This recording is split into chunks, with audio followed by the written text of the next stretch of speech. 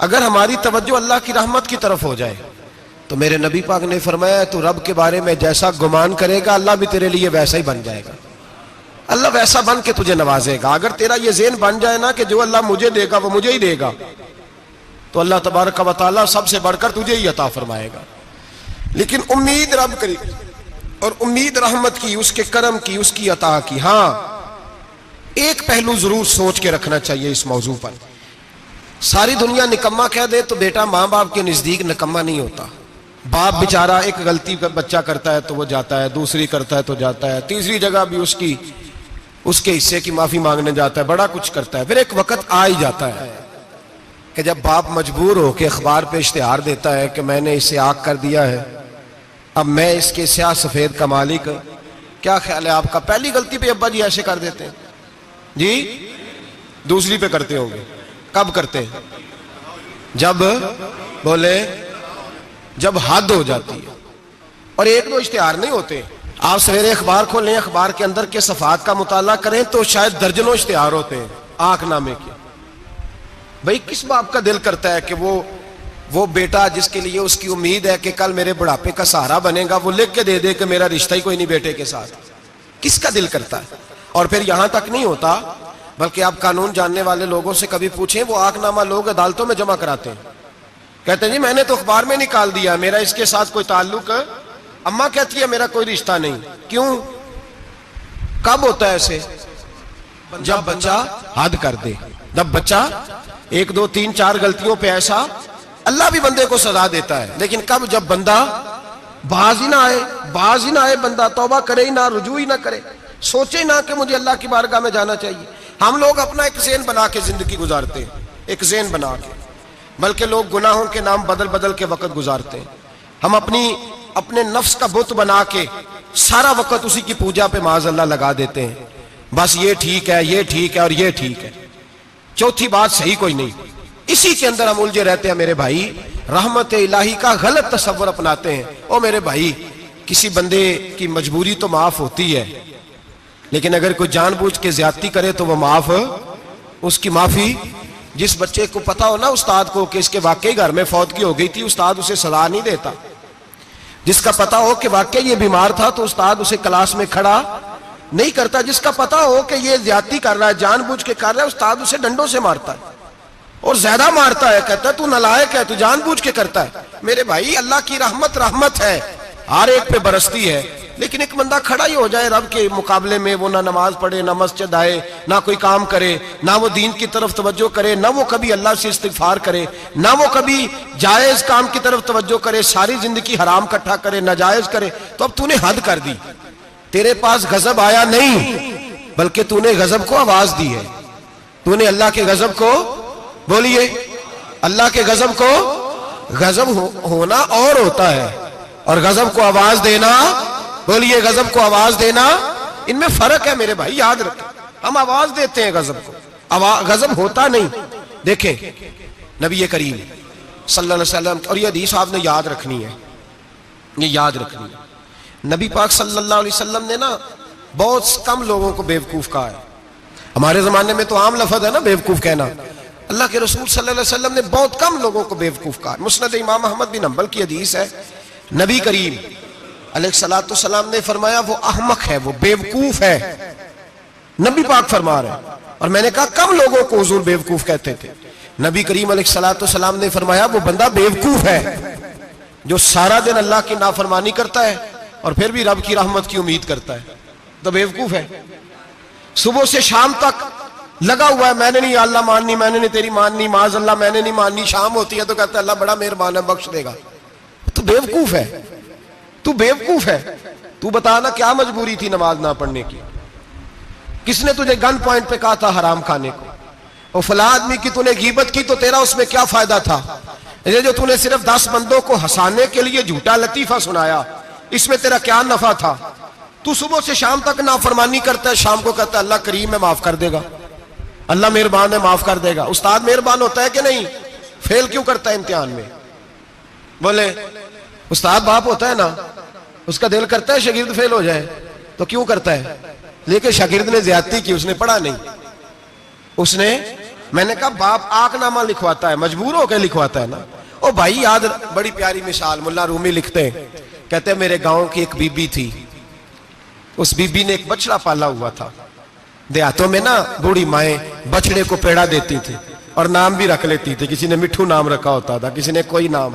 کہتے ہیں ماں نے بچڑا رکھا ہوا تھا, اماں اس کو آواز دیتی تو بچڑا دوڑا آتا, اماں اس کو پیڑا کھلاتی. بچڑا بڑا پیارا تھا, جوان ہو گیا. اماں اس لیے بچڑا پال رہی تھی کہ جب بچڑا بڑا ہو جائے گا تو ہل کے اندر بچے اسے لگائیں گے, کھیتی میں ہل چلائیں گے. بچڑا بڑا ہو گیا, اماں کے بیٹے کہنے لگے اماں لا تو نے بڑا کھلا پلا لیا, اس سے کوئی کام لیتے ہیں. ہل کے آگے لگایا تو کہنے لگا میں نے تو نہیں چلنا. اماں کے پاس آئے, کہنے لگے یہ نہیں چلتا. اماں کہنے لگی چلو ٹائم دو تھوڑا سمجھ جائے گا. پھر موقع دیا, پھر آئے, کہا اماں اب تو ہم نے اس کے ناک میں نکیل بھی ڈال دی ہے لیکن اب بھی یہ ہل میں چلنے کو تیار ہے. ملا رومی رحمت اللہ علیہ فرماتے ہیں پھر کہا اماں سے, اماں کہنے لگی چلو تھوڑا ٹائم اور دے دو سیانا ہو جائے گا. تھوڑا ٹائم اور دیا, ڈنڈے بھی مارے لیکن وہ سیانا ہونے کو تیار ہے. اب اماں کے پاس آئے تو اماں مجبور ہو گئی, دل نہیں کرتا تھا. کہنے لگی جاؤ پھر کسائی کے ہاتھ بیچ ڈالو. وہ گیا کسائی کے پاس, اسے کاٹا گیا, اس کی کھال اتاری گئی, اس کے چھوٹے چھوٹے پیس کر کے کھا گئے لوگ. وہ ماں رو رہی تھی. لوگوں نے اماں سے کہا تجھے تو بڑا پیارا تھا, تو نے کٹوا کو دیا. تو اماں کہنے لگی پیارا تو بڑا تھا پر مانتا نہیں تھا. پیارا بڑا تھا, کاش بات مانتا, مقصد پورا کرتا تو کبھی بھی کاٹا. بھائی رب کریم نہیں چاہتا بندہ دوزخ میں جلے, اللہ کی رحمت نہیں چاہتی جہنم میں جلے, پر بندہ مانتا ہی نہیں, یہ تیار ہی نہیں ہوتا. یہ سویا ہوا ہے سویرے, یہ وہ گپے لگا رہا ہے عصر کے وقت چوراہے پہ کھڑا ہے, نماز پڑھنے نہیں آیا. اس نے ساری زندگی میں درجنوں لطیفے سیکھ لیے, ہزاروں کہانیاں سیکھ گیا, قرآن پاک پڑھنا نہیں سیکھا. اس نے زندگی کی ہر چالاکی سیکھ لی ہے, نہیں سیکھی تو اپنے رسول کی حدیث نہیں سیکھی, نہیں سیکھا تو دین کی ضروری باتوں کو نہیں سیکھا. اب رب کی رحمت تو نہیں چاہتی کہ بندہ جہنم میں جائے, وہ تو مہربان ہے, لیکن رب کریم کا قانون کا تقاضا یہ ہے کہ جو احکام پورے نہیں کرے گا اسے پھر دوزخ میں ڈالا جائے گا. تو ہمارے بزرگ فرمایا کرتے تھے اصل بات یہ ہے کہ اللہ نہیں مسلمان کو دوزخ میں ڈالنا چاہتا, مسلمان اپنی مرضی سے چھلانگے لگا رہے ہیں, یہ خود چھلانگے لگاتا ہے, یہ باز نہیں آتا. آپ یقین کریں بڑی ذمہ داری کے ساتھ, بڑے خلوص کے ساتھ اور بڑی دیانتداری سے تجربے کی بات عرض کرتا ہوں, ہمارے بہت سارے گناہ ایسے ہیں جن گناہوں کا ہماری دنیا داری کو بھی کوئی فائدہ نہیں, کوئی فائدہ نہیں ہماری دنیا کو بھی اس غلطی کا. میری باتوں کی سمجھ آ رہی ہے آپ دوست؟ کچھ گناہ ایسے ہیں, ایک تو ہوتا ہے کہ دنیا کا کوئی فائدہ ہو, اس گناہ میں ہماری دنیا کا بھی کوئی فائدہ. جو آدمی جھوٹے لطیفے سناتا ہے, جھوٹ بولتا ہے, جھوٹ کوئی فائدہ نہیں اسے, لوگ 10 منٹ ہنستے ہیں اور باہر جا کہتے ہیں یار یہ تو کوئی غیر سنجیدہ آدمی, وہ عقل ہی نہیں. کیا فائدہ کمایا اس نے, کیا نفع لیا اس نے؟ جو آدمی بڑھ بڑھ کے باتیں کرتا ہے, 2 4 5 10 آدمیوں کی غیبت کر جاتا ہے, لوگ کہتے ہیں یار بڑا چغل خور ہے, کیا کمایا اس نے زندگی میں؟ کچھ حاصل کر لیا اس نے؟ ہمارے بہت سارے گناہ میرے بھائی وہ ہیں جن کا ہماری دنیا کو بھی کوئی فائدہ نہیں. تو کیوں نہ ہم ان گناہوں کو چھوڑ دیں تاکہ ہمارے دین کو تو فائدہ ہو جائے, دین کو تو فائدہ ہو جائے. صرف زبان کے ذائقے ہیں, کچھ دیر کے لیے ہماری طبیعت کے تقاضے ہیں, 10 منٹ کی مسکراہٹ ہے جس کے لیے ہم اللہ تبارک و تعالیٰ کا قانون توڑتے پھر جا رہا ہوں. میرے حبیب کریم علیہ السلام نے مسلمان کو کہا ہے کہ تیرا رب تو چاہتا ہے کہ بس تو آ جا, وہ تجھ پہ رحمت نازل کر دے گا. آنا تو شرط ہے کہ نہیں, آنا تو شرط ہے کہ نہیں. اچھا چلیں یہ بتائیں, جو آدمی 1 سے لے کر 31 تاریخ تک ڈیوٹی کرے اس کو تنخواہ لینے جانا پڑتا ہے کہ تنخواہ گھر آ جاتی ہے؟ بول کے بتائیں. پھر بھی جانا پڑتا ہے, وہ کہ میں نے ڈیوٹی پوری کی ہے, پھر بھی جانا پڑتا ہے. ڈیوٹی پوری کرنے کے باوجود تجھے تنخواہ لینے, اور ہو سکتا ہے کہ یہ بھی کہا جائے ابھی آئی نہیں کل آنا, ہو سکتا ہے یہ بھی کہا جائے پرسوں آنا, یہ بھی ممکن نہیں کہ فوراً او خدا کے بندے تو آتا ہی نہیں خدا کی رحمت لینے, تو اس کے گھر کی طرف رجوع ہی نہیں کرتا, تو توجہ ہی نہیں کرتا, تو کہتا اللہ مہربان ہے. بھائی مہربان تو ہے, تو رحمت لینے آیا ہے, تو نے کو بہانہ بنایا اس کی رحمت کا. اللہ کی رحمت قیمت نہیں مانگتی, بہانہ مانگتی ہے, پر بتا نا تیرا کو بہانہ ہے کہ نہیں. میرے نبی کریم سید عالم صلی اللہ تعالی علیہ وسلم نے فرمایا رب قیمت کا سوال اور نہیں مانگتا، یقین کریں نہیں بندے قیمت مانگتے ہیں. آپ 100 دفعہ مسکرا کے بات کریں، ایک دفعہ نہ کریں تو کہتے ہیں مولوی صاحب امیر ہو گئے، اب تو صحیح سلام بھی نہیں لیتے. ایک دفعہ ہو سکتا ہے بیچارہ پیٹ میں درد ہو رہی ہو سکتا ہے گھر کی کو بہت بڑی ٹینشن ہو سکتا ہے کوئی مجبوری ہو. بندے ہمہ وقت قیمت مانگتے ہیں، ہمہ وقت آپ تندرست ہیں، ہر وقت آپ قیمت ادا کرتے ہیں تو لوگ راضی ہیں. لیکن رب کہتا تو کوئی قیمت نہ دے، کوئی بہانہ ہی بنا لے، تیرا رب تجھ سے راضی ہو جائے گا. سنیں بڑی پیاری حدیث، بڑی خوبصورت حدیث، کنز المال میں دیگر کتب احادیث میں ہے. حضرت ابو ہریرہ رضی اللہ تعالیٰ عنہ فرماتے ایک بابا جی نبی پاک کی بارگاہ میں آئے، اور جب وہ واپس جانے لگے تو میں نے عمر پوچھی تو عمر تھی 96 سال. کہتے ہیں بزرگ جب آئے نا تو یہ بھویں جو ہے نا ان کی سفید ہو کے تو یوں آنکھوں پہ آ گئی. بڑی چھڑی بابا جی نے پکڑی ہوئی اور دونوں ہاتھ پکڑ کے نا چھڑی کے اوپر جھکے ہوئے ہیں ایک جانب. قربان جاؤں، کہتے ہیں جب وہ بزرگ مسجد میں داخل ہوئے تو میرے رسول نے کھڑے ہو کے استقبال فرمایا، کھڑے ہو، اور نبی کریم صلی اللہ علیہ وسلم نے آگے بڑھ کے بابا جی کو بازو سے پکڑا اور بٹھایا. حضور بیٹھ گئے. کہا بزرگوں کیسے آئے ہو؟ تو کہتے ہیں وہ بابا جی بات کرتے تو آنکھ کھول کے پہلے حضور کا چہرہ دیکھتے، پھر وہ بات کرتے تو ان کے لب و لہجے کے اندر بڑی پریشانی، بڑی تکلیف، بڑی مایوسی. عرض کرنے لگے یا رسول اللہ، حضور زندگی ساری گناہوں میں بیت گئی ہے، حضور غلطیاں ہی غلطیاں، یاد ماضی عذاب ہے، یا رب چھین لے مجھ سے حافظہ میرا. اے اللہ کے رسول بڑی لمبی فہرست ہے، پاپ ہی پاپ ہے، کالے سیاہ دفتر ہے. یا رسول اللہ صلی اللہ علیہ وسلم جب پلٹ کے دیکھتا ہوں حضور مجھے نیکی دکھائی نہیں دیتی. حضور اس عمر میں آپ کا ایک صحابی ملا ہے، اس نے بات سمجھائی ہے تو تھوڑا خیال آیا ہے، لیکن یا رسول اللہ صلی اللہ علیہ وسلم اب میرا وجود بیکار ہو گیا ہے، حضور بوڑھا ہو گیا ہوں. 3 باتیں کہیں بزرگوں نے اور نرالی کہیں. کہنے لگے یا رسول اللہ صلی اللہ علیہ وسلم، حضور اب تو میری کمر بھی سیدھی نہیں ہوتی کہ میں نماز ہی صحیح ادا کر سکوں، بوڑھا ہو گیا ہوں. یا رسول اللہ صلی اللہ علیہ وسلم اب میرے اندر طاقت نہیں کہ میں محنت مزدوری کر کے صدقے اور خیرات دے سکوں. یا رسول اللہ صلی اللہ علیہ وسلم اب میں تلوار لے کے جہاد بھی نہیں کر سکتا. حضور نہ میں لمبی نمازیں پڑھ سکتا ہوں، آقا نہ میں صدقات و خیرات دے سکتا ہوں، محبوبہ نہ میں دین کے لیے کوئی جہاد کر سکتا ہوں. بیکار وجود ہے، بیکار وجود کو تو گھر والے برداشت نہیں کرتے، بچے دعا کرتے ہیں یا اللہ ابا جی کو پردہ دے دے، اماں کو پردہ دے دے. بیکار ہو گیا ہوں اور آج آیا ہوں تو مجھ بیکار کو میرا رب قبول کر لے گا؟ آج کلمہ پڑھوں تو بیکار ہوں، کسی کام کا نہیں، نہ نماز نہ صدقات نہ جہاد، قبول کر لے گا؟ حضرت ابو ہریرہ فرماتے ہیں جیسے برسات میں بارش کی جھڑی لگتی ہے، یوں مصطفیٰ کی آنکھوں سے جھڑی لگ گئی. حضور کھل کے روئے، کھل کے. اور میرے حبیب پاک نے فرمایا بزرگوں بڑے مجاہد ہیں، دین کے لیے جہاد کرنے والے بڑے ہیں، رب کریم کو آپ کی تلوار کی اتنی حاجت نہیں.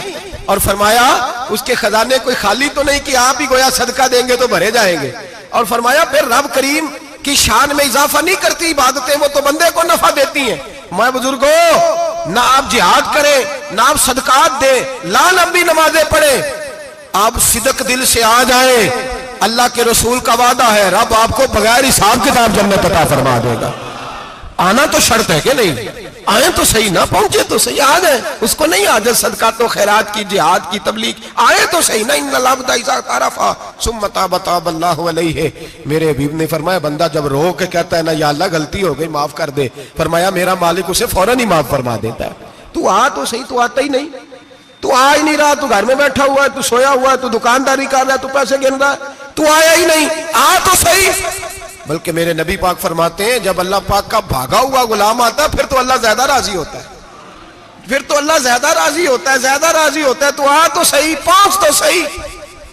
بلکہ صوفیات اور بات کرتے ہیں، وہ کہتے ہیں تو کبھی بھول کے بھی رب رب کرے تو اللہ تو اسے بھی قبول کر لیتا ہے. بھول کے. ملا رومی کہتے ہیں بنی اسرائیل کا بندہ ہے، صنم پتھر کو کہتے ہیں، بت کو کہتے ہیں، بت کے سامنے کھڑا ہے اور ساری رات کہتا ہے یا صنم یا صنم یا صنم، اے پتھر اے بت، ساری رات پکارتا رہا. رات گہری ہو گئی، نیند کا غلبہ، تھک گیا، سونے کے قریب آیا تو غلطی سے منہ سے نکل گیا یا صمد، یا صنم کی جگہ نکل گیا. رب کریم نے فرمایا جبریل دوڑ کے جا، جو مانگتا ہے اسے دے دے. حضرت جبریل عرض کرتے ہیں مولا بھول کے تیرا نام لے رہا ہے, بھول کے لے رہا ہے. تو رب کریم نے فرمایا چل نام تو میرا ہی لے رہا ہے نا, میرا لے رہا ہے نا. یا اللہ وہ اللہ کریم نے فرمایا جھوٹے کے سامنے ساری رات کا کھڑا ہے, ساری رات کا پکار رہا ہے, اسے کچھ نہیں ملا, تو سچے کا نام لیا ہے. اگر میں بھی کچھ نہ دوں اور بت میں اور مجھ میں فرق کیا رہ جائے گا. جا جو مانگتا ہے جھولی بھر کے دے, نام تو لیا ہے نا. او بھائی تو بہانا تو بنانا, آ تو صحیح نا, تو یہاں آ جا, پہنچ جا, آ جا, بس بیٹھ جا. اس کی بارگاہ ناز میں حاضر تو ہونا, تجھے فرصت ہی نہیں. تو یاروں کے لیے ٹائم نکالتا ہے, بازاروں کے لیے ٹائم نکالتا ہے, گلیوں کے لیے ٹائم نکالتا ہے, چوکوں چوراہوں کے لیے ٹائم نکالتا ہے, ہفتے میں ایک دن ہوٹلنگ کے لیے بھی جاتا ہے. لیکن کبھی چھپ کے 2 نفلوں کی تجھے توفیق نہیں ہوتی. اور میں کئی دفعہ کہہ چکا ہوں, جس بندے کو بغیر عبادت کے رزق زیادہ ملنے لگ جائے اس پر آزمائش ہوتی ہے رب کریم کی. اللہ فرماتا ہے اس کو پیسے دو, اسے آنے نہ دینا, اس کو چل پیسے دوڑ جا. لوگ سمجھتے ہیں میں بڑا ذہین و عقل مند ہوں, دیکھو میں اپنی ہوشیاری سے چلاکی سے آگے نکل گیا. تو آزمائش ہے, یہ تو آزمائش ہے رب کریم کی طرف سے, یہ تو اس کی خفیہ تدبیر ہے. میرے بھائی اس کی بارگاہ ناز تک جو آ گیا, آنا تو ہماری ذمہ داری ہے کہ نہیں. پھر اس کی رحمت آگے بڑھ کے استقبال کر لیتی ہے, پھر اللہ کا فضل اس کو تھام لیتا ہے اس بندے کو. اور خدا کی رحمت کتنی زیادہ ہے. میرے حبیب کریم سید عالم صلی اللہ علیہ وسلم نے فرمایا اللہ نے اپنی رحمت کے 100 حصے کیے. حضور فرماتے ہیں ایک حصہ اللہ نے دنیا میں نازل کیا ہے. کتنا؟ ایک حصہ. فرمایا یہ جو ماں بیٹے سے پیار کرتی ہے, باپ بیٹے کے لیے مزدوری کرتا ہے, یہ جو بہن بھائی کے لیے روتی ہے, یہ جو بیوی شوہر کے لیے دعا مانگتی ہے, یہ جو بچے ماں باپ سے پیار کرتے ہیں, فرمایا یہ اس ایک رحمت کا نتیجہ ہے, ایک رحمت کا نتیجہ. تو صحابہ کہنے لگے یا رسول اللہ وہ 99 کدھر ہیں؟ نبی پاک نے فرمایا رب کریم نے سنبھالی ہوئی ہے, قیامت کے دن تمہیں عطا فرمائے گا. ابھی تو ایک نازل کی ہے, ابھی اللہ نے. ایک بزرگ تھے ہمیں تفسیر پڑھایا کرتے تھے, تفسیر کے استاد تھے. میں نے ان سے ایک دن کہا, میں نے کہا حضرت صاحب کچھ باتوں میں نا میں اڑ جاتا ہوں, میں اپنے آپ کو اتنا لائق نہیں سمجھتا, تو کہیں کہیں نا ذہن الجھ جاتا ہے, تو کبھی الجھ جاتا ہوں. ایک سوال کئی دنوں کا ہے, اصول تفسیر کا مسئلہ ہے. تو کچھ چیزیں ایسی ہوتی ہیں بزرگ کہتے ہیں جو کتابوں سے نہیں ملتی, صرف سینوں سے ملتی ہیں. کورس تو فقط لفظ ہی سکھاتے ہیں, یہ آدمی ہے جو آدمی بناتے ہیں. میں نے کہا صاحب یہ سمجھ نہیں آئی کہ یہاں بھی صاحب وہاں بھی صاحب. کہنے لگے جی کس طرح؟ میں نے کہا جی یہاں قبر میں بھی سوالوں کے جواب اور پھر قیامت میں بھی. مجھے کہنے لگے جاؤ امام راضی کی تفسیر اٹھا کے لاؤ. میں تفسیر ان کے سامنے لا کے رکھی, تو کہنے لگے یہ سیدنا یوسف علیہ السلام کا واقعہ ذرا دیکھو تفسیر یوسف میں. اس میں ایک عجیب بات لکھی ہے. حضرت یوسف علیہ السلام کے زمانے میں قحط ہو گیا, تو جناب یوسف علیہ السلام نے, کیونکہ آپ اللہ کے نبی سے پہلے سے جان گئے قحط ہوگا, تو حضرت یوسف نے گندم پہلے سٹاک کر لی تھی بہت زیادہ. باقی علاقوں میں جب قحط پڑا نا, اب سب لوگوں نے مصر کی طرف رجحان کیا گندم لینے کے لیے. تو حضرت یوسف علیہ السلام نے نا شہر کے دروازے پر بندے کھڑے کر دیے. فرمایا جو بندہ آئے نا اس سے 2 سوال پوچھنا. جو آئیں گے لوگ گندم خریدنے, جو آئے 2 سوال پوچھنا. ایک پوچھنا کہاں سے آیا ہے, اور ایک پوچھنا لے کے کیا آیا ہے. ایک پوچھنا, سمجھ آ رہی ہے بات کی, اور دوسرا پوچھنا کہ لے کے سونا لے کے آیا ہے, چاندی گندم خریدنی ہے تو کیا چیز لے کے آیا ہے, کہ نقد پیسے لایا, یہ پوچھ لینا. جو آئے 2 باتیں پوچھنا. ایک پوچھنا کہاں سے آیا ہے, اور دوسرا پوچھنا کیا. ایک روایت میں 3 سوال بھی ہیں, لیکن فرمایا پوچھنا 2 سوال ضرور. انتظار تھا نا بھائیوں کا کنان سے آنے والوں کا. فرمانے لگے سب سے 2 سوال پوچھنا.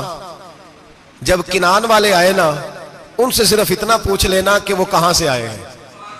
اگر پوچھے نا کنان سے آئے ہیں تو پھر یہ نہ پوچھنا کیا لے کے آئے ہیں, پھر میں جیب میں خود ٹٹول لوں گا وہ کیا لے کے آئے. باقیوں سے 2 سوال. جب میرے بھائی آئے نا, بھائی بھائیاں دے ویری ہوندے تے بھائی بھائیاں دیا باواں, جب میرے بھائی آئے تو ان سے یہ نہیں پوچھنا کہ وہ کیا, بس یہ پوچھنا کہ کہاں سے. اتنی بات پوچھنا, باقی میں پوچھ لوں گا. آپ فرمانے لگے رب بھی فرشتوں سے کہتا ہے تم قبر میں نا میرے بندوں سے زیادہ سوال نہ کرنا, بس یہ پوچھ لینا مجھے مانتے ہیں, میرے نبی کو مانتے ہیں. قبر میں تم اتنے سوال پوچھ لینا, باقی لے کے کیا ہے وہ میں خود ہی پوچھ لوں گا. فرشتوں کے سامنے رب کریم اپنے بندے کو بے آبرو کرنا, بس تو یہ بتا دے اللہ رسول کو مانتا ہے کہ نہیں. باقی جو تیرا حساب کتاب ہے نا, اللہ فرماتے ہیں میں قیامت میں کر لوں گا, میں پوچھ لوں گا اس کا کیا علاج کرنا ہے. بس تم اتنا بتا دو مجھے مانتے ہو, میرے رسول کو میرے بھائی، میرے نبی کریم علیہ السلام فرماتے ہیں جو بندہ توبہ کرنے والا تھا، اللہ کی بارگاہ میں آنے والا تھا، بار بار توبہ کرتا تھا، احساس رہتا تھا، اسے احساس تھا، آیا کرتا تھا، پھر بھی غلطیاں ہو گئی، قیامت کے دن رب کریم اپنے فضل کی چادر اس پہ ڈالے گا، فضل کی چادر ڈالے گا، اور رب کریم اس سے پوچھے گا یہ گناہ کیا تھا؟ اور نبی پاک فرماتے ہیں اس نے بڑے بھی گناہ کیے، اللہ چھوٹے چھوٹے گناہوں کے بارے میں پوچھے گا، یہ غلطی کی تھی، یہ گناہ، بندہ ڈر رہا ہے، وہ کہہ رہا ہے پتہ نہیں سزا کیا ملے گی، چونکہ دنیا میں بھی ڈرتا رہا، یہاں بھی ڈر رہا ہے، شرط یہ ہے کہ احساس والا ہو، آتا رہو، پھر بھی غلطیاں ہو گئی، خیال کرتا تھا، محنت کرتا تھا، نیک ہونے کی جدوجہد کرتا تھا، کوتاہیاں رہ گئی، یہ گناہ کیا تھا یا اللہ بھول گیا تھا، یہ گناہ کیا اللہ مجھ سے غلطی ہو گئی، یہاں بھی کیا تھا یا اللہ غلطی ہو گئی۔ نبی پاک صلی اللہ علیہ وسلم فرماتے ہیں چھوٹے چھوٹے گناہ اللہ دکھا رہا ہے اور اس سے کہہ رہا ہے یہ کیا تھا، مانتا جا رہا ہے۔ رب کریم فرماتا ہے پتہ ہے میں تیرے ساتھ کیا کرنے والا ہوں؟ ٹانگیں کانپ گئی، یا اللہ پتہ نہیں، فرمایا میں تجھے ان گناہوں کے بدلے نیکیاں دینے لگا ہوں، ان گناہوں کے بدلے نیکیاں۔ نبی پاک فرماتا ہے فٹافٹ ہی بول پڑا، کہنے لگا یا اللہ میں نے تو بڑے بڑے گناہ بھی کیے، اگر تو نے گناہوں کے بدلے نیکیاں دے دیا تو میرے تو بڑے بڑے پاپ بھی ہیں، وہ دوسرے کدھر ہیں؟ میرے حبیب کریم علیہ السلام فرماتے ہیں رب مسکرائے گا جو رب کی شان کے لائق ہے، اللہ فرمائے گا تیرے دل میں احساس تھا، تو آیا کرتا تھا، تو توبہ کرتا تھا، تو میری بارگاہ ناز میں آتا تھا، پتہ تیرے اوپر چادر کیوں ڈالی ہے؟ یا اللہ نہیں، فرمایا میں تجھے اپنی رحمت کی چادر میں چھپا کے جنت میں داخل کرنا چاہتا ہوں۔ میرے بھائی تو آ تو صحیح، تو پہنچ تو صحیح، خدا را یہ جو جتنی دنیا داری ہے نا، یہ تو آپ ہر وقت کریں گے تو راضی ہوں گے لوگ، ہر وقت۔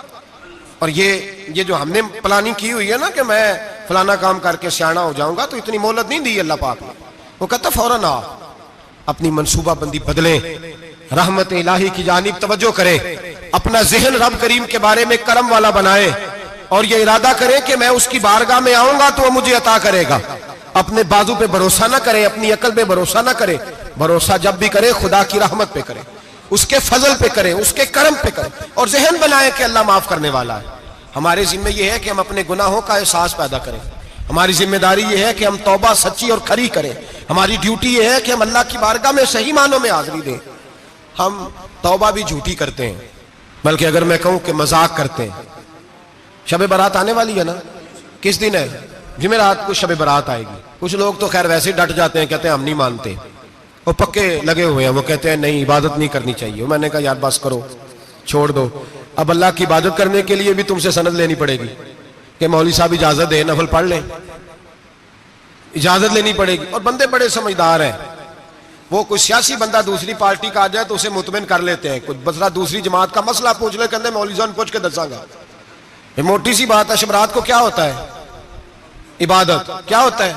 بول کے بتائیں، یہی ہوتا ہے نا، تو اس کے لیے سرٹیفکیٹ کی ضرورت ہے جی۔ والذین یبیتون لربہم سجدا وقیاما، اللہ فرماتے ہیں میرے بندے ساری رات گزار دیتے ہیں یا قیام کرتے ہوئے یا سجدہ کرتے ہوئے، اس کے لیے سرٹیفکیٹ کی ضرورت ہے؟ بڑی جلدی مسئلہ پوچھنے آ جاتے ہیں لوگ۔ ہاں، ایک وہ ہے جو مانتے ہی نہیں سرے سے، ایک وہ ہے جو بڑا عجیب مانتے ہیں، وہ کہتے ہیں شب رات ہے، چھوٹا گوشت ہی نہیں مل رہا دکان سے۔ بھئی شب رات گوشت کھانے کا دن ہے، حلوہ کھانے کا دن ہے شب برات، موج کرنے کا دیہڑا آ گیا شب برات۔ شب رات آئی ہے، پہلے کلو گوشت آتا تھا، اب 2 کلو لے لو، یہ کون سا طریقہ ہے شب برات منانے کا؟ اور پھر شب برات منائی جائے گی، معراج شریف سے پٹاخے چل رہے ہیں روز شام کو، چلتے ہیں نا؟ نہیں، میں کہ مینوں غلطی لگتی تسی بولے نہیں نا، چلتے ہیں پٹاخے؟ کون بیچتا ہے پٹاخے؟ ہندو، سکھ، یہودی؟ چلاتا کون ہے؟ کس نے کہا چلانے کو؟ اس میں کوئی کسی فرقے کا بھی اختلاف نہیں ہوتا۔ ڈرنا چاہیے اللہ پاک سے۔ اللہ جہنم کی آگ ٹھنڈی کرتا ہے، ہم جلاتے ہیں شب رات کو، رب فرماتا ہے ٹھنڈی ہوگی ہم جلا رہے ہیں۔ بچے پٹاخوں کے پیسے پڑوسی سے لے کے آتے ہیں کہ ہم سے لیتے ہیں؟ ہم منع کیوں نہیں کرتے؟ جوتے نہ پالش کرنے پہ تو تھپڑ لگتے ہیں، تو پٹاخے والے بچے کو نہیں پوچھا جا سکتا؟ باپ کی ذمہ داری ہے، اور محدثین نے مسئلہ لکھا ہے اگر بچہ نابالغ کوئی غلطی کرتا ہے تو اس کا باپ ذمہ دار ہے، جواب دے اس کی جگہ پہ۔ ان کو سمجھائیں، شب برات آئے گی، پھر توبہ ہوگی، ہر مسجد سے رونے کی آواز آئے گی، زور زور سے لوگ روئیں گے، تڑپیں گے، اجتماعات ہوں گے، بڑے بڑے اجتماعات ہوں گے، توبہ کریں گے لوگ، کریں گے نا انشاءاللہ تعالی، آئیں گے نا لوگ مسجدوں میں، پھر سویرے جھوٹ بند ہو جائے گا نا، اگلی صبح ملاوٹ ختم، کم تولنا ختم. یہ کیسی توبہ ہے؟ وہ دکاندار جو شبرات والے دن غلط سوجی فروخت کر رہا ہے، ملاوٹ والی چینی بیچ رہا ہے، تاکہ دوائیوں میں دھوکہ دیتے ہیں لوگ، دوائیوں میں دھوکہ دیتے ہیں. ایک ڈاکٹر خود مجھے کہنے لگے، وہ میرے دوست ہیں، ہلکا پھلکا کورس کیا ہوا ہے، کہتے میرے دوست ہیں کئی سارے لوگ، تو ایک ایسا ہی ہمارے شعبے کا آدمی تھا، تو اپنے ابا جی کو وہ ڈرپ لگانے لگا، تو ابا جی کہنے لگے پتر مینو اصلی لا دیں تیری مہربانی، مینو اصلی لا دیں تیری مہربانی، لوکھا علی نہ لا دیں. یہ حال ہو گیا ہے. مجھے بتائیں وہ قوم اخلاقی طور پہ کتنی گر چکی ہے جو دوائیوں میں زہر بیچتی ہے، دوائیوں میں. اور میں انشاءاللہ کسی موقع پر تفصیل سے اس پر گفتگو کروں گا، بڑی تفصیل سے. میں نے بہت سی معلومات اکٹھی کی ہیں کہ کتنا ظلم کرتے ہیں یہ لوگ، لکھنے والے بھی، لانے والے بھی، بیچنے والے بھی، کتنے بڑے مجرم ہیں. صحت کے ساتھ کھیلتے ہیں، صحت. بہرحال لام دام برسرے مطلب جس آدمی نے دھوکے کا مال لا کے رکھا ہے شبرات والے دن کے رات توبہ بھی کرنی ہے اور سویرے یہ بیچنا بھی ہے، وہ توبہ کرنے آیا ہے. جس نے دھوکے کا مال لا کے رکھا ہے کہ سویرے بیچنا ہے اور رات توبہ بھی کرنی ہے، وہ توبہ کر رہا ہے کہ مذاق کر رہا ہے؟ توبہ میری توبہ، استغفر اللہ، یا اللہ معاف کر دے، اونچی اونچی آواز میں رو رہا ہے، اور سویرے سارے چکر وہی ہیں. یہ کیسی توبہ ہے؟ توبہ کیا ہے؟ میرے نبی پاک علیہ السلام کے غلاموں نے توبہ کی تقسیم کی.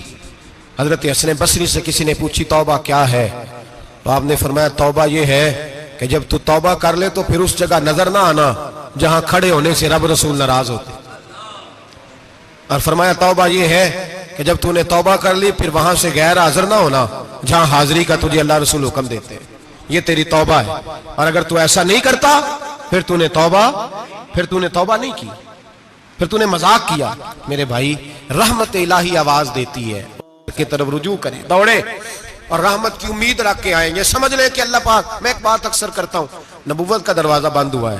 داتا گنج بخش علی اجویری نے کہیں نہیں لکھا تھا کہ میرے بعد علی بن عثمان اجویری دوسرا نہیں آ سکتا. حضرت مجدد صاحب کہیں نہیں لکھ کے گئے کہ دوسرا مجدد الفسانی پیدا نہیں ہوگا. حضرت بہاءالحق نقشبند بخاری نے کہیں نہیں کہا کہ میرے جیسا ولی نہیں ہو سکے. بزرگوں نے کبھی نہیں کہا. تو جدوجہد تو کر. اقبال کہتے ہیں آج بھی ہو اگر ابراہیم کا ایمان پیدا، آگ کر سکتی ہے انداز گلستان پیدا. تو پروگرام تو بنا، آگے کی طرف تو سفر کر. میرے نبی کریم سید عالم صلی اللہ علیہ وسلم نے فرمایا تیرے آ جانے سے تیرا رب راضی ہو جاتا ہے. جب تو آتا ہے تو تیرا اللہ راضی ہو جاتا ہے. یہ جو ہماری مشکلات ہوتی ہے نا، جن میں ہم الجھے ہوتے ہیں، وہ جو ہمیں جادو ہو جاتا ہے، تویز کر دیتے ہیں ہمارے قریبی رشتہ دار، وہ تویز نہیں ہوتے، وہ ہمارے اعمال کی سزا ہوتی ہے. ہمارے اعمال کی سزا ہوتی ہے.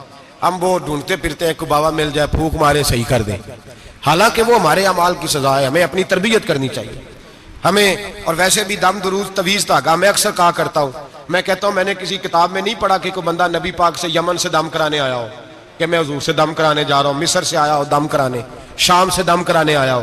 میرے نبی پاک کے پاس جو بھی آیا کرتا تھا نبی پاک کا دین سیکھنے آیا کرتا تھا. دم درود تو ایک ضمنی چیز ہے، ذلی چیز ہے، ہو گیا تو ٹھیک ہے، ورنہ اللہ پاک اگر بیماری میں راضی ہے تو نبی پاک نے خود بیماری کو سینے سے نہیں لگا کے رکھا. خود اللہ کے محبوب سید عالم صلی اللہ علیہ وسلم کا وصال بیماری کے ساتھ ہوا. تو بیماری تو مریدنی ہے میرے نبی پاک کی، وہ تو کنیز ہے حضور کے گھر کی.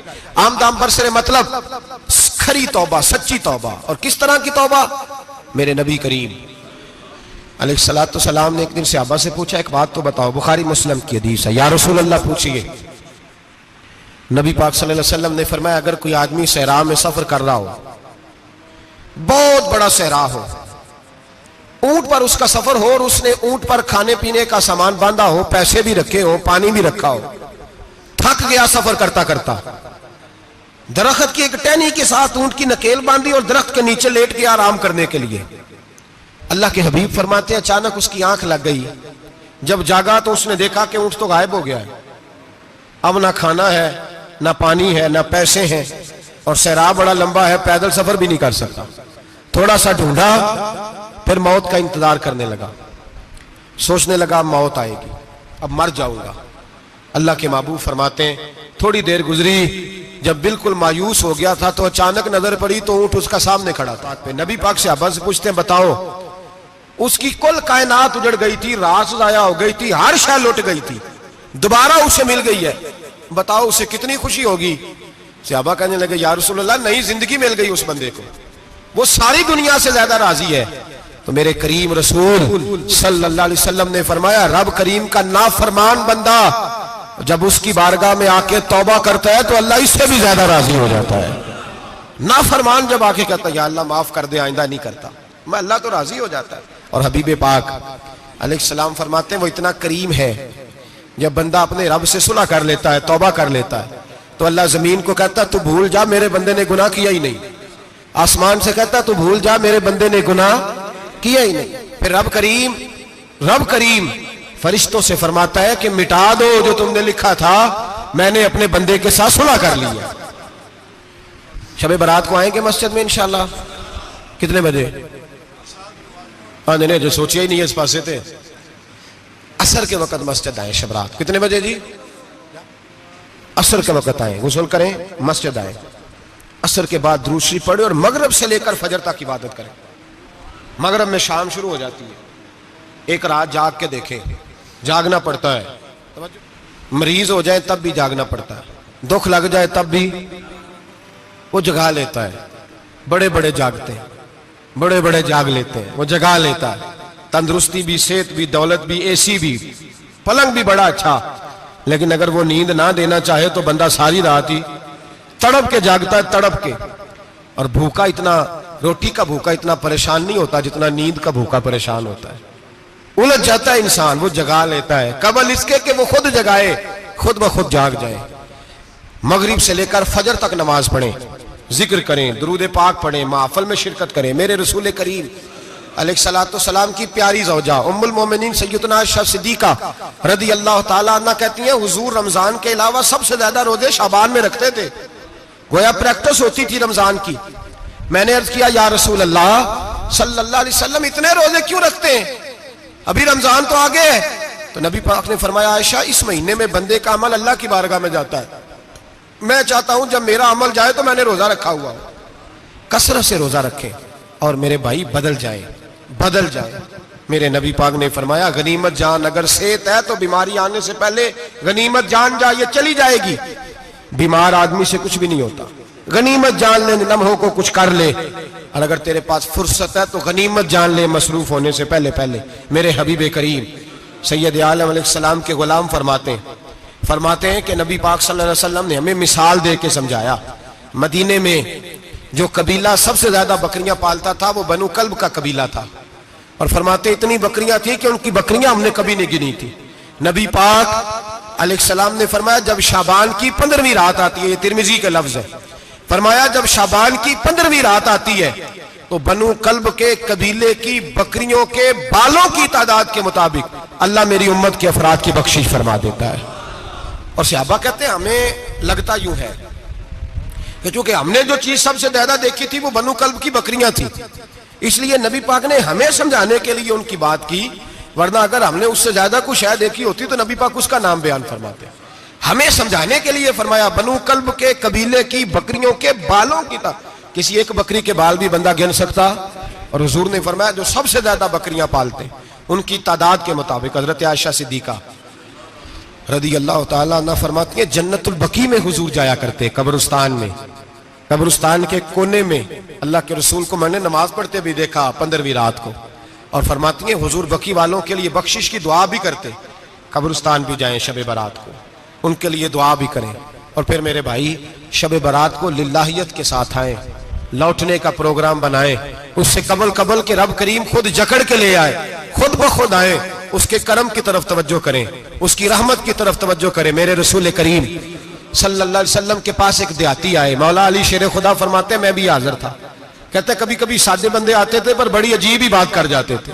کہتے ایک دیہاتی آئے, تامت باندھی ہوئی اور سادہ رومال کندھے پہ رکھا ہوا ہے. نبی پاک کے پاس آئے اور حضور سے دل لگی کرنے لگے, حضور سے دل لگی کرنے لگے, میٹھی باتیں کہنے لگے یا رسول اللہ ایک مسئلہ پوچھنے آیا ہوں. فرمایا پوچھو. عرض کرتے ہیں حضور قیامت میں حساب کون لے گا؟ قیامت میں اب کس کو نہیں پتا کون حساب لے گا, دل لگی کی بات ہے نا, کون لے گا؟ نبی پاک نے فرمایا اللہ حساب لے گا. تو کہتے ہیں اس نے نا اور جملہ کہا تو ہم اس کی بات پہ حیران ہو گئے, کہنے لگے یا رسول اللہ واقعی اللہ حساب لے گا؟ تو کہتے ہیں نبی پاک مسکرائے, فرمانے لگے تجھے تیری ماں روئے, میں سچی تو کہہ رہا ہوں. تو کس طرح کی بات کر رہا ہے؟ اللہ ہی حساب لے گا۔ حضرت علی فرماتے ہیں اس نے رومال اٹھایا کندھے پہ رکھا، کہنے لگے یا رسول اللہ اگر رب حساب لے گا تو پھر اس نے معاف ہی کر دینا ہے۔ یہ کہہ کے وہ چلا گیا، یہ لفظ کہہ کے وہ چلا گیا۔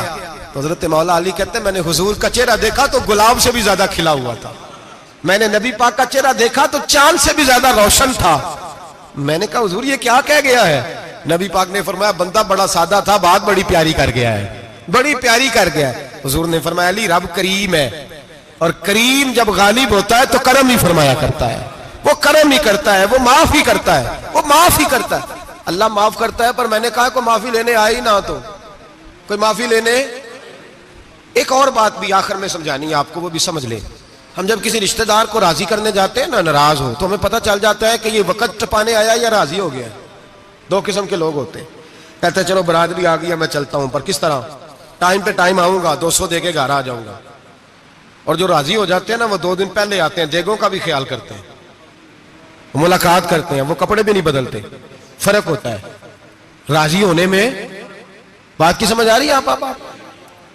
ہم توبہ کرنے آتے ہیں اللہ کی بارگاہ میں، کیا ہمیں پتہ نہیں چلتا کہ ہم نے توبہ کیا رب راضی ہوا ہے کہ نہیں ہوا؟ ہمارا ایمانی رشتہ تو ہے نا اپنے رب سے، روح کا تعلق تو ہے نا، تو ہمیں اندازہ ہوتا ہے کہ اللہ راضی ہو گیا کہ نہیں، اندازہ تو ہونا چاہیے نا ہمیں۔ یہ بات کہنے کی نہیں، یہ بات محسوس کرنے کی ہے، اس کو محسوس کریں۔ ہم جب اللہ کی بارگاہ میں آئے تو پھر ہمیں اندازہ ہونا چاہیے کہ میں نے منا لیا ہے کہ نہیں منا سکا، میں اس کو راضی کر کے اٹھ رہا ہوں کہ نہیں اٹھ رہا۔ اگر بغیر راضی کیے اٹھے ہو تو پھر فارمیلٹی کرنے آئے تھے، پھر راضی کرنے نہیں آئے تھے۔ حضرت فضیل ابن عیاض رحمۃ اللہ تعالی علیہ فرماتے ایک دن میں نے سر سجدے میں رکھا اور میں نے کہا خدا بندہ آج مجھے پتا چلے گا کہ تم مجھ سے راضی ہے کہ ناراض ہے، تو پھر ہی میں اٹھوں گا۔ آپ فرماتے ہیں مجھے چاروں کونوں سے آواز آنے لگی کہ تیرا رب راضی ہو گیا ہے، اور فرماتے ہیں جس جگہ میں سجدہ کر رہا تھا وہ زمین بھی بولنے لگی کہ بس کر دے، عرش کا مالک تجھ سے راضی ہو گیا ہے۔ لیکن شرط یہ ہے، حضرت حبیب اجمی رحمت اللہ علیہ فرماتے ہیں میں سود کا کاروبار کرتا تھا توبہ کرنے سے پہلے، کئی دفعہ میں نے توبہ کی تھی، لیکن میری اس توبہ کے اندر صداقت نہیں ہوتی تھی۔ میرا دل بھی گواہی دیتا تھا کہ یہ نا بہت سارے بندے کہتے ہیں آئندہ نہیں کرتا، وقت ٹپاتے ہیں، جس طرح بندوں کو دھوکہ دیتے ہیں اس طرح معاذ اللہ توبہ بھی اسی طرح کی کرتے ہیں، لیکن بعد میں دوبارہ اسی ڈگر پہ چل نکلتے ہیں جس پہ پہلے ہوتے ہیں۔ آپ فرماتے ہیں میں کئی دفعہ توبہ کرتا تھا تو توڑ دیتا تھا۔ آج میں نے توبہ کی، کس طرح کی؟ سود کا میں دھندا کرتا تھا تو میں سود کے پیسے لایا، گوشت پکنے کو دیا بیوی کو، سود کے پیسوں کا، میری بیوی نے ہنڈیا چڑھائی، تھوڑی دیر گزری تو وہ سارا گوشت خون بن گیا۔ میری بیوی اٹھا کے لائی، کہنے لگی لے جائیے جو تو غریبوں کا خون نچوڑ کے لایا تھا نا، یہ خون بن گیا، خود بھی پی اور اولاد کو بھی پلاؤ۔ کہتے ہیں میں نے سچی توبہ کا فیصلہ کیا، آج پہلے میں سچی توبہ کا ارادہ نہیں کر، آج سچی توبہ کا فیصلہ کیا، اور میں نکلا حضرت حسن بصری کے پاس گیا، ان کی بیعت ہوا، توبہ کی، انہوں نے مجھے اعمال بتائے، کھری توبہ کی۔ کہتے ہیں جب توبہ کے لیے گھر سے نکلا تو چھوٹے چھوٹے بچے کھیل رہے تھے، ایک بچہ کہنے لگا پیچھے ہٹ جاؤ بہت بڑا سودیا ہے، اس کا سایہ بھی پڑ گیا تو ہمارے اندر نحوست آ جائے گی، پیچھے ہٹ جاؤ سود کا دھندا کرتا ہے۔ کہتے ہیں مجھے اور چوٹ لگی کہ یا اللہ تیری چھوٹی چھوٹی مخلوق بھی یہ سمجھتی ہے۔ کہتے ہیں میں توبہ کرنے گیا تو کھری توبہ کر کے آیا، حضرت حسن بصری کے پاس رو کے توبہ کی۔ میں وہاں سے واپس آیا تو بچے ابھی کھیل رہے تھے، کہتے ہیں وہ بچہ جو پہلے بولا تھا کہ پیچھے ہٹ جاؤ بڑا سود والا ہے نحوست پڑ جائے گی، وہ بچہ پھر آواز دے کے کہنے لگا دوستو پیچھے ہٹ جاؤ، رب کریم کا ولی آ رہا ہے، اللہ کا بندہ آ رہا ہے، کہیں ایسا نہ ہو ہمارے پیروں سے گرد اڑے اور اس ولی کے اوپر پڑے اور اس کی توہین ہو جائے، اللہ ہم سے ناراض نہ ہو جائے ولی کی توہین کر کے، پیچھے ہٹ جاؤ۔ آپ فرماتے ہیں میں نے تڑپ کے آسمان کی طرف دیکھا اور میں نے کہا یا اللہ مجھے سمجھ آ گئی ہے کہ کھری توبہ کیا ہوتی ہے، سچی توبہ، اصل توبہ کیا ہوتی ہے۔ جھوٹ موٹ کی توبہ نہ کریں، شب برات کو آئیں، اور بڑا دیانتداری کا مشورہ دیتا ہوں، دل کو سنبھال کے آئیں، اگر جھوٹ نہیں چھوڑنا، فریب نہیں چھوڑنا، ہم نے مسجد کی حاضری کی پابندی نہیں کرنی تو پھر توبہ کے لفظ پکارنا دھوکہ ہے، پھر یہ دھوکہ ہے، پھر یہ مذاق ہے، پھر مذاق نہ کریں، آنا ہے تو کھری توبہ کے ارادے سے آئیں، کھل کے آئیں۔ انشاءاللہ ہر سال ہم بھی ساری رات یہاں بیٹھتے ہیں، آپ سے بھی گزارش کریں گے کہ چھٹی نہ کریں، وقت پہ آئیں، مغرب میں آئیں، نوافل ادا کریں، عشاء کے بعد نوافل پڑھیں۔ محفل کرنے کا مقصد یہ ہوتا ہے کہ تلاوت سے دل نرم ہوتا ہے، نعت سے دل نرم ہوتا ہے، تقریر سے انسان کی سوچ بدلتی ہے، توبہ کی طرف جاتی ہے۔ یہ سارے کام کر کے جب بندہ استغفار کرتا ہے، توبہ کرتا ہے، تو اس کے لیے آسان ہو جاتا ہے، ذہن بن جاتا ہے۔ اس لیے واعظ بھی ہوگا، ذکر بھی ہوگا، دعا بھی ہوگی۔ وقت کو ضائع نہ کریں، رمضان قریب آنے والا ہے۔ بزرگ کہتے ہیں اگر شب برات پہ سچی توبہ کر لو گے تو پھر رمضان میں جو نیکیاں کرو گے وہ تمہارے پاس سٹاک بن جائے گا، وہ تمہارے پاس خزانہ اکٹھا ہو جائے گا۔ توبہ ابھی سے کر لو، معاملات ابھی سے سمیٹ لو، تاکہ جب رمضان آئے تو پھر نیکیاں خزانہ بن کے جمع ہو۔ ہمیشہ مدحت خیر الانام میں گزرے، دعا ہے یہ عمر درود و سلام میں گزرے۔ آخر دعوانا ان الحمدللہ۔